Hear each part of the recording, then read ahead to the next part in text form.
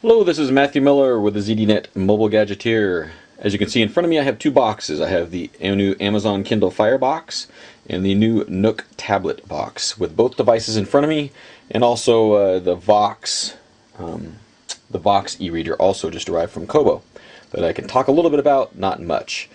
So let's see, how do we do this? Okay, let's start with the Amazon. We'll do some hardware walk around to start off with.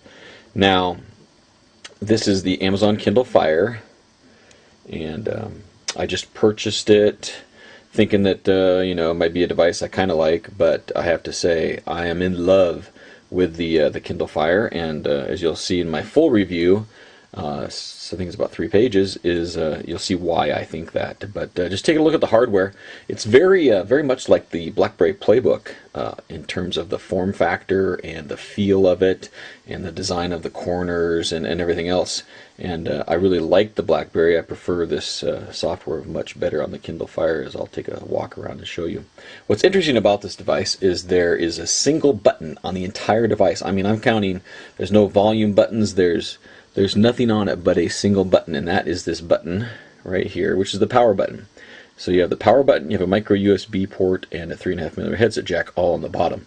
There's nothing on the left, nothing on the right. Up top there's a couple stereo speakers here, and then on the back we have Kindle embossed in there with Amazon words, and it's all soft touch. I mean, it's a dense feeling device. It's heavier than the Nook tablet, but to me, 14.6 ounces versus 14.1 ounces, it doesn't matter because I like that dense feeling of it. And as you can see, there's a bezel around the display, and they have to have some kind of a bezel just to be able to hold it so you don't turn the page. And it's not too wide, and the nice thing is it fits in my hand, in a single hand, pretty well. So if we turn it on, we can see that there's the 7-inch screen. Now this is the 1024 by 600. And very similar to the Nook Tablet. The Nook Tablet, from what I understand, has more of an anti-glare finish on it. This is pretty glossy. I may actually get an anti-glare screen protector on it just to kind of knock some of that down. But as you can see, we do a swipe to unlock, which is typical nowadays. Now, some of these icons that you'll see as I'm walking through there, like this Kobo one, it's very large. It doesn't really quite fit in here. This is actually an app that I side-loaded on there, so it didn't have an icon that really fit with the device. If we go to, come back here to some of the books that I have on there, and things like that, we can see some of the bigger apps, and then there's my book, and there's other native apps, things like that. So this is kind of the cover flow of apps that you have installed, books that you have installed, and you can kind of fly through those really quick.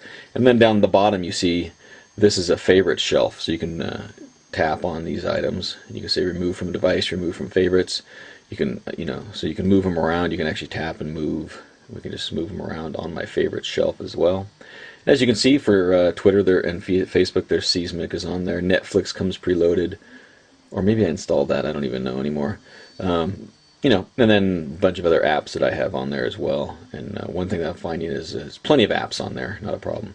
So here's the main screen. We have a cover flow kind of launcher, and if you swing over here into landscape, you'll see that the cover flow changes as well. And as you can see, it's very fluid. This is a dual core processor. No problems at all with anything stalling out or anything. So we have the cover flow area there. We slide up. We have their favorite shelf. Slide back down. Up here we have the main navigation area. So there's newsstand, books, music, video, docs, apps, and web. Let's go ahead and show you that. So newsstand is where I have magazines and newspapers. This right here says cloud or device. You'll see that on a lot of screens. So on the device, that's right now, that's cloud. If I tap on the device, if I can, or I was actually on device, tap on cloud, you can see that I have USA Today. And then if we tap over here, I can jump into the store, and it should be for the area for, make sure I got a connection. It should be the area for magazines and newspapers. Let me just okay, just make sure I am connected. Shouldn't take that long to load the store up. There we go. So then you can see there's magazines, newspapers, and things you can order. So, I'll go back home. Now I go to books, same kind of thing. This is my there's the cloud, all the books that I've purchased, and then here's on the device the ones I've actually downloaded to the device, and then we can jump to the store. Now, one thing I forgot to mention is the other navigation part is we generally have a menu in the middle, a menu option which gives you different menu options in different apps, a back arrow, and then the home button. And then over here is search. Sometimes it's bookmarks or whatever, depends on what's going on. So that's the navigation of how you get back, as you go back to the home, right? And then we go to music. And the great thing here is this is Amazon MP3 store, so we have the device. I just have one CD on one thing on the device. Go to cloud, it's all the stuff in my Amazon MP3 cloud, and then we go to store, and we can buy songs. As you can see here, let's see what's anything new today. Featured.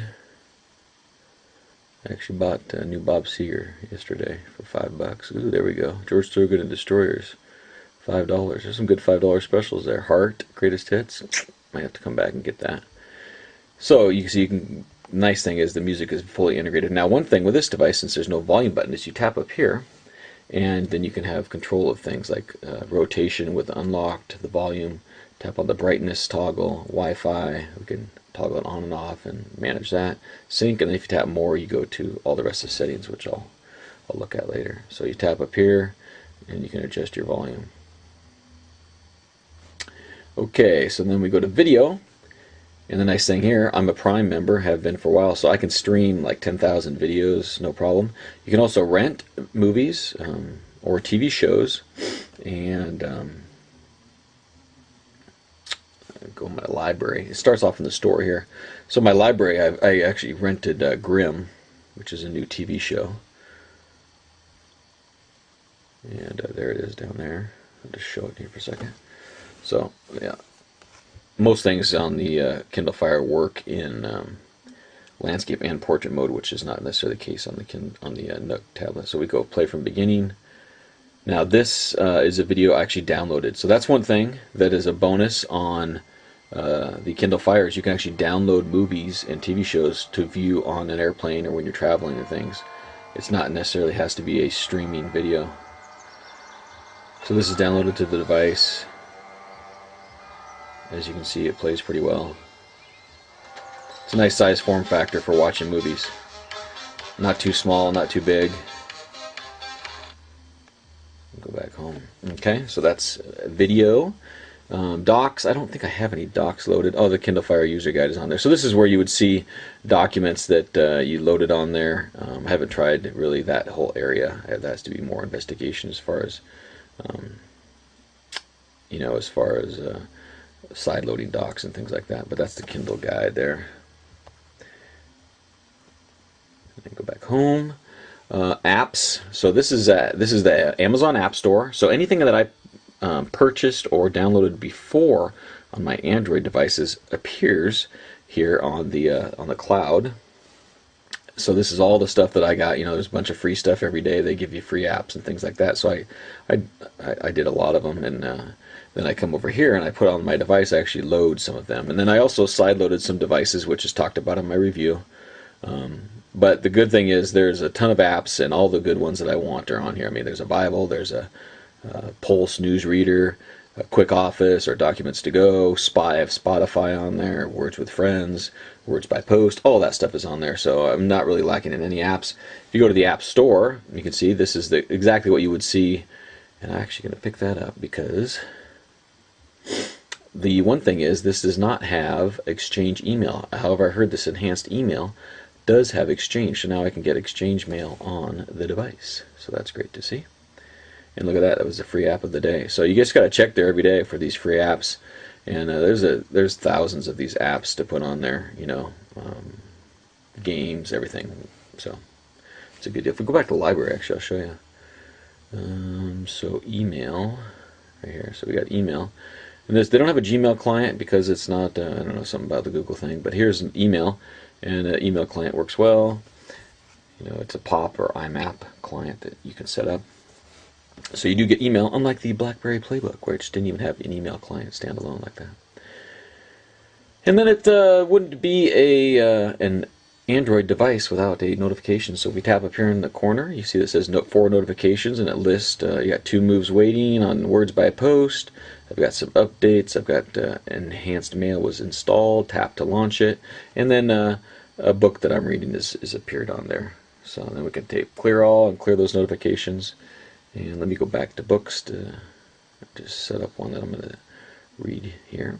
So book reading experience, I mean, this is what it's primarily for, right? Excellent on this device. The screen looks beautiful. It is LCD. If I'm going to read longer than an hour or two, I prefer to go to an e-ink device. However, this is a great experience. If you tap in the center, you can of course open up all the different options. If we tap on the font there, you can see that this font style, and then we have 1, 2, 3, 4, 5, 6, 8 different font sizes, line spacing, margins, color. So you can have a black, white, black, or a kind of a sepia. You can tap the typeface and choose between different font styles, and then go back to, or font types, I mean. The menu here gives you some more options of where to jump to. And if I tap again, you can see up top there's a bookmark. I can slide for the navigation, and then to simply read it, I can either swipe or I can just tap, whatever I'd like to do, tap or swipe to turn pages. We can also flip it over and do full reading in landscape orientation. So that's the primary thing, is an e-reader. It is an excellent e-reader, especially now that I have Kobo, Nook, all of that on the Kindle Fire to go with all of the Amazon stuff as well. So that's a look at the Kindle Fire. I don't know what else I can say about it. Oh, I forgot about some of the specs. I was going to mention some of the specs in the beginning, and I forgot all the specs because there's internal specs here. This is a $199 device, and it has 8 gigabytes internal with no expandable memory capacity. It has a dual-core processor, no camera, no GPS, none of that stuff. Oh, and I forgot to mention the web browser. Oh, that was the next thing over here. So we go to web, sorry. So that's the specs. Let's go to web. So this is the web browser, and this is the Silk browser, which really I haven't seen a whole lot of difference between it and standard Android browser. So if we tap down here, you can see there's some different options. There's share the page. If we tap that, you can share it, very similar to Android. Different ways: Facebook, Evernote, Seismic. That Evernote's real nice to have that hand in. And you go to settings, and you can see there's a ton of settings for your web browser. Very powerful web browser, and works just fine. You can also see, you can go to the bookmarks page and go to the mobile gadget here. Loads up the page, no problem. And you can do the double tap to zoom, pinch and zoom, all that kind of thing. Works both landscape and portrait.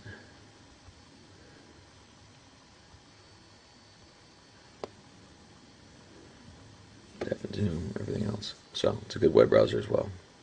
So that's pretty much a look at the Amazon Kindle Fire, my personal favorite. And I'll set that aside, and then we'll pull out the Nook Tablet. Now, if you've seen the Nook Color, this is pretty much the exact same hardware. It has the nice kind of soft touch back. It has the single speaker in the back. It has this weird corner, which is supposed to be like a book bent over bookmark or something.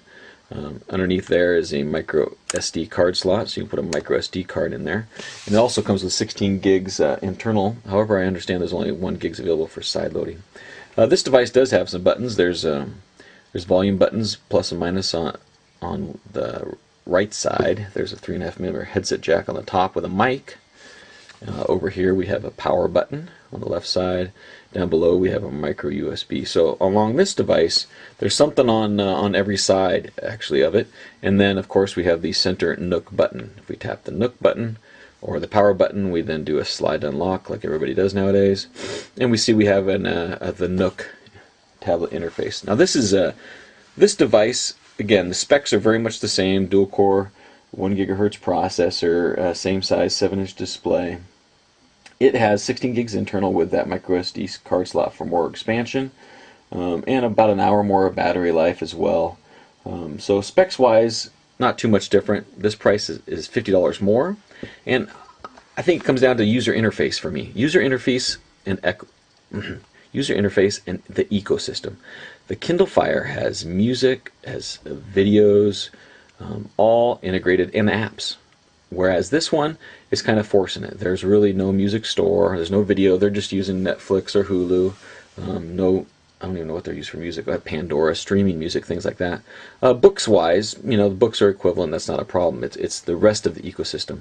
Now, so this interface is a bit different, and I don't find it to be as user-friendly, but I'll show it to you. This is an Android interface. Now, this is if we slide, you'll see it's very Androidish. There's 3 panels, and it's not a scrolling panel. There's 3 panels. And you can put, apps on here, books on here, and you can also put them here on the home kind of slider bar. Books and apps and things like that, not a problem. It has email, again, no Exchange email. So that's the main kind of Android launcher interface there, as you can see. And you can customize that. And then down at the bottom we have books, newsstand, movies, music, and apps. Now when you tap these, it just opens up a pop-up, and it shows either your currently open book or your library, or recommendations, right? And then you tap it back down. Same with newsstand, it kind of shows you some. Movies, it just gives you a couple movie apps. Music, same thing. And then apps, it has some of the apps that you have loaded. So these are just kind of little pop-ups to parts of things, right? And then below that we have in the right corner, we can tap that, and we have some quick settings, similar to what we had on the Kindle Fire in the top right. And then over on the left side, you can tap that button and jump right into where you were just last reading. Come back out. If we tap all the way on the left, we see that's the notifications area right there. A little bit smaller, not quite as attractive as on the Kindle Fire, but effective as well. And then up top, we can tap again and go right into reading, or we can tap this more, and we can see this is kind of the multitasker, right? So there's Star Wars, and then there's some TV shows that are popular on Netflix, and you can sign in to get picks for you, and these are the top picks. So that's kind of handy to have.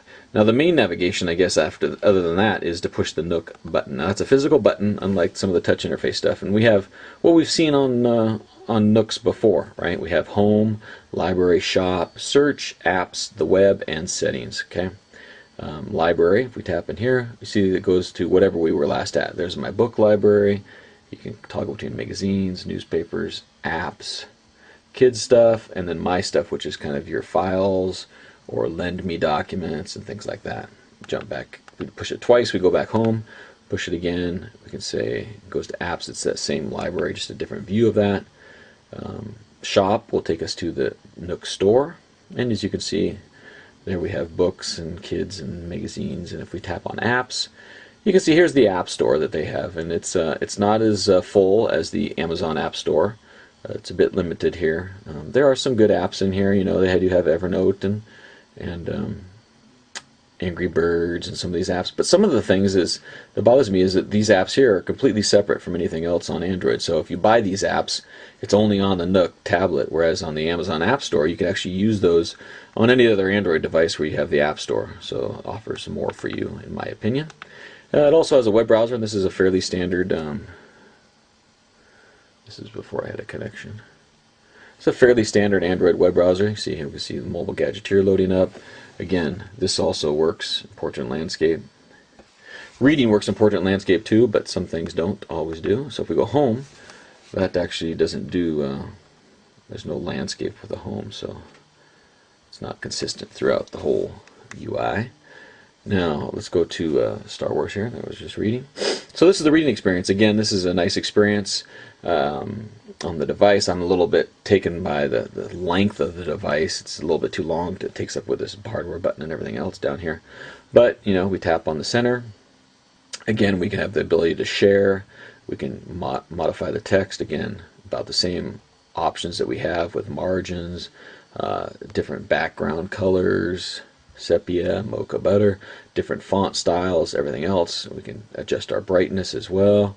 We can do some discovering, right? So it's discovering similar books, which is a handy feature to have.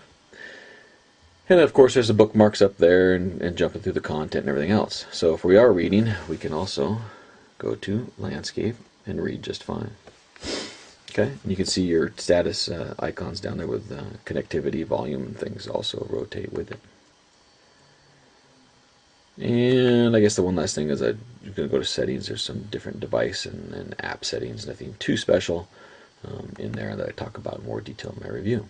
So that's kind of a look at the Nook Tablet and the Kindle Fire. Now, what I always recommend, if you're going to do tons of reading, I personally recommend either, although I haven't played with the newest Amazon Kindle, which would be just fine as well, but I like I have both the Nook Touch and the Kobo. The Nook is nice because it's a Nook and it has the physical buttons. If you're a physical button turner where you just like to press a button rather than tapping on the screen, it also has the physical home button down here. The one thing is it's a kind of a wide device, so it doesn't.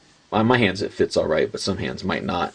Whereas this Kobo e-reader Touch is awesome because it has this great soft touch back, and it really fits in your hand nice, and everything's controlled by touch. It's really a minimalist device, and this is actually my personal favorite, is this Kobo.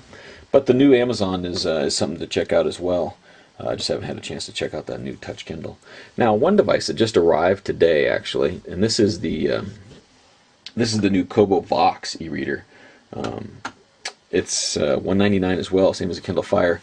The hardware is a bit clunky, though. I mean, it's a bit thick, but it tries to do the soft touch. It just doesn't feel like it's solid and well made. It has a hardware button up there. It has a kind of a volume button. It just, I don't know, there's something about it that's just too big, and the bezel here and the buttons. But if we start it up, I'll just kind of show you.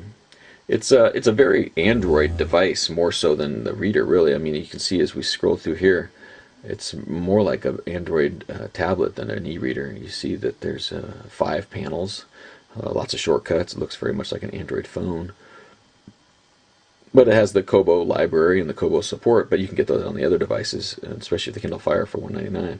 And if we go to the apps, you see that looks very much like an Android device. Now, the store, it does have an Exchange actually, which is interesting. The store, when you go get apps, is actually the Get Jar website, and there's quite a few apps in there. Not a bad selection. I just found the device hasn't been super fast. The colors and the screen on the device don't seem as great a quality. It is the same resolution, you know, the 1024 by 600, 7-inch screen. It has an 800 megahertz processor, 512 RAM, 8 gigs internal storage, and then a micro SD card slot over here on this side as well. I don't know, if it was like $149 maybe, but $199 compared to the Kindle Fire at $199 just seems a little bit too big and clunky to me, and a little bit too slow. So that's my look at some of the latest e-readers, and as you see in my review, I'm a big fan of the Kindle Fire, again, because I think the ecosystem, the user interface, it just gets it done. And at $199, it's going to be a very, very hot seller this Christmas. Personally, if I have anybody that is looking for a tablet or an e-reader, I'm probably going to pick up a couple of these for family and friends this holiday season. Thanks for watching. So